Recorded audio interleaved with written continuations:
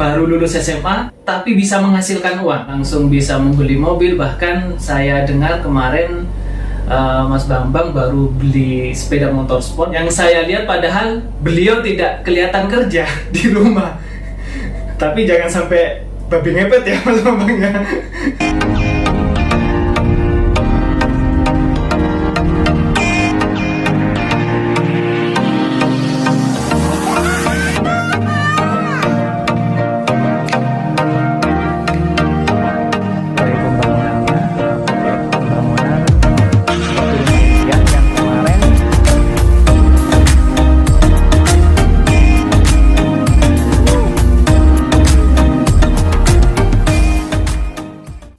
Assalamualaikum warahmatullahi wabarakatuh. Halo, jumpa lagi bersama saya Arta. Teman-teman milenial dan Bapak Ibu, pada kesempatan kali ini sangat spesial sekali ya. Hari ini saya mengundang orang yang sangat luar biasa, masih muda, sukses ya di bidang usahanya. Beliau masih lulusan SMA, tapi menariknya beliau sudah sukses berbagai macam usaha. Bahkan yang saya sangat bisa termotivasi kepada beliau bisa mewujudkan impian-impiannya, mulai dari membeli mobil sendiri, bahkan baru saja beliau juga membeli motor sport ya, dan beliau juga membahagiakan orang tuanya. Dan yang sangat saya banggakan yaitu beliau masih lulusan SMA. Beliau sudah sukses, beliau bisa mewujudkan impiannya, dan tentunya dengan memakai uangnya sendiri, teman-teman. Baik teman-teman milenial dan Bapak Ibu, langsung saja ya akan kami sambung. Sebenarnya kami pengen broadcast langsung ketemu ya, tapi karena jarak dan saat ini terkendala oleh COVID Corona, kita menggunakan Zoom ya. Kita sambungkan langsung pengusaha sukses yang sangat luar biasa, yang beliau bisa mewujudkan impiannya. Langsung saja kita tersambung oleh Mas Bambang. Halo Mas Bambang, Assalamualaikum. Waalaikumsalam. Halo Mas. Halo, gimana kabarnya Mas? Mas Bambang. Alhamdulillah sehat. Oke, Mas Bambang ini berasal dari dari Sulawesi ya? Ya, dari Lampung, Sulawesi Tengah. Lampung dari Sulawesi Tengah. Oke, teman-teman milenial, kita langsung ketemu sama Mas Bambangnya ya, lewat video call. Beliau akan menceritakan bagaimana belajar, merendahkan hati untuk belajar kepada beliau yang masih muda, sangat muda sekali ya, baru lulus SMA ya.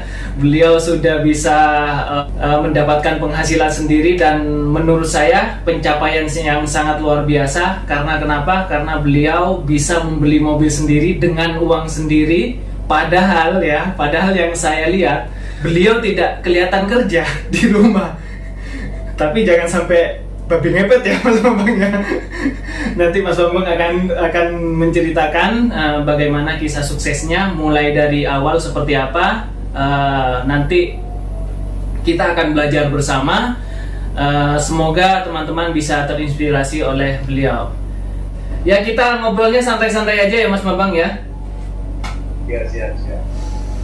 Oke, kok bisa Mas Bambang baru lulus SMA langsung langsung bisa membeli mobil? Bahkan saya dengar kemarin Mas Bambang baru beli sepeda motor sport, dan saya dengar juga ya bisa mewujudkan impian-impian yang lainnya dengan uang sendiri Mas Bambang. Itu ceritanya gimana Mas Bambang?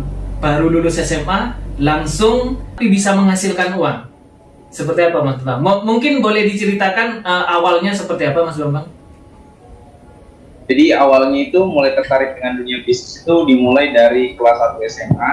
Dulu masih memulai bisnis marketing network, atau sering orang bilang MLM. Dulu itu pernah bergabung di perusahaannya Ustadz Yusuf Mansur di Paitrain. Itu pertama kalinya ikut bisnis, mulai tertarik dari sana. Iya. Jadi di sana itu kita semacam jualan pulsa PPOP. Jadi mulai dari sana itu mulai tertarik belajar di trading, di jual saham. Saat itu masih SMA ya? Iya, masih kelas 1 SMA. Kelas 1 bahkan ya? Iya, kelas 1. Naik kelas 2 itu mulai belajar tentang trading forex. Itu kan high risk banget gitu di binary. Jadi saya sempat searching juga di sana apa sih yang menjadi acuan agar kita bisa jual beli mata uang secara langsung di bursa efek gitu. Jadi caranya itu banyak banget. Jadi kita bisa edukasi lewat grup WhatsApp kalau kita punya komunitas, kita bisa belajar bareng di sana. Dulu itu 2000 berapa saya kelas 2 itu saya belajar sama grupnya Pak Gunawan. Di sana belajar tentang trading dari binary option di platform All-in Trade kalau nggak salah itu. Di sana juga mulai trading mata uang kayak USDT gitu. Jadi di sana diajarkan sedikit tentang jual-jual beli saham juga. Sama ada beberapa seri tentang pembahasan bagaimana cara mengelola keuangan, membangun neraca aset daripada neraca liabilitas gitu. Jadi singkatnya itu kita di sana diajarkan untuk mengatur keuangan secara baik dan benar. Oke. Nah, dengar-dengar ada usaha-usaha yang lainnya mungkin belum saya ketahui atau teman-teman ketahui selain dari dunia kripto ya. Itu masuk dunia kripto ya, dunia kripto, terus tadi juga saham ya. Mungkin ada yang lainnya mungkin pada waktu saat SMA MLM ya tadinya ya. Ya, pertama dari MLM itu dari jualan pulsa, produk ya, produk. Ya, juga jual baju online shop gitu lewat online. Nah menariknya gini Mas Bambang, pada saat itu kan masih SMA. Jadi kan mungkin kalau saya sih dulu waktu SMA ya mungkin dengan umur yang masih SMA, terus dunianya masih ya pengen senang-senang. Mungkin dulu saya masih belum mengenal online, mungkin saya masih jalan-jalan. Nah mungkin kalau Mas Bambang itu dulu seperti apa sih? Apa mungkin sama atau beda sendiri atau seperti apa sih? Sebenarnya sama aja, cuma saya mulai belajar banyak hal di internet itu mengenai investasi. Jadi saya mulai tertarik dari sana dan banyak meluangkan waktu untuk belajar daripada main. Oke. Jadi mulai dari sana. Oke. Silakan dilanjut dulu Mas. Jadi mulai dari sana saya sempat baca deretan orang-orang terkaya di dunia itu pekerjaannya apa sih? Saya baca satu persatu, ada Warren Buffett, Jeff Bezos, semua itu investor. Dan saya dulu belum tahu apa itu saham. Kemudian saya cari tahu di Google apa itu investor, apa itu saham, dan dari situlah saya mulai tertarik dengan membeli saham di bursa efek. Oke, berarti Mas Bambang juga sangat benar-benar mempelajari dunia saham ya. Mungkin bagi teman-teman yang kami tahu ya, yang mungkin anggap saja saya awam ya mengenai saham ya. Pasti saya melihatnya itu saham, kalau kita mau beli saham sepertinya kita membutuhkan modal yang besar. Apakah itu benar atau seperti apa? Sebenarnya saham itu relatif, banyak sekali saham-saham yang gorengan yang kita bisa beli dengan modal 500.000, seperti halnya kita beli saham BBRI di Bursa Efek Indonesia, kita bisa daftar lewat sekuritas. Contohnya saya pribadi pakai sekuritas dari Indo Premier. Di sana kita bisa beli saham BRI minimal satu lot itu isinya 100 lembar saham dengan nilai itu sekitar 500.000. Kita dapat beli di sana. Oke. Oh iya teman-teman, ternyata Mas Bambang ini juga founder dari apa Mas Bambang? Sinarbot. Oke, dari Sinarbot ya, sangat luar biasa ya, sampai merambat kemana-mana usahanya sekarang. Alhamdulillah. Oke Mas Bambang, apa sih pada saat itu titik terendahnya Mas Bambang? Misalkan pada saat itu Mas Bambang berpikiran, oke, saya gak akan lagi seperti ini. Mungkin saat itu Mas Bambang keterpurukan, terus menjadikan motivasi untuk merubah nasib. Pada saat itu paling titik terendah itu Mas Bambang seperti apa pada saat itu? Gimana Mas? Mas Bambang Jadi pada saat SMA dulu, pada saat memulai bisnisnya ya, titik terendah untuk termotivasi untuk pengen sukses itu apa? Jadi saya ingin mengubah pola pikir dari kebanyakan orang yang mungkin dengan bersekolah kita bisa mendapat pekerjaan yang baik, jadi mungkin bekerja sendiri tanpa ada yang mengatur gitu. Oke, ya. Dengan penghasilan yang sekarang yang sangat luar biasa ini, mungkin pasti teman terdekat atau orang-orang terdekat pasti bertanya reaksinya itu seperti apa sih awalnya sih kok bisa, ya mungkin orang terdekat dulu lah, orang tua dulu pasti kan kaget gitu loh. Iya, awalnya sih dulu sempat nggak didukung juga karena kan nggak ditahu kan pekerjaannya di apa, di bidang apa. Karena orang-orang di sini itu kebanyakan kan tahunya kita harus bekerja keras. Halo? Ya, halo. Iya. Ya, halo. Halo, Jelas Mas. Oh iya. Oke. Lanjut. Oke Mas Bambang, sebagai generasi milenial ini ya, apa yang harus kita siapkan jika kita mau sukses Mas Bambang? Tipsnya dari Mas Bambang seperti apa? Satu, harus mau belajar. Ya.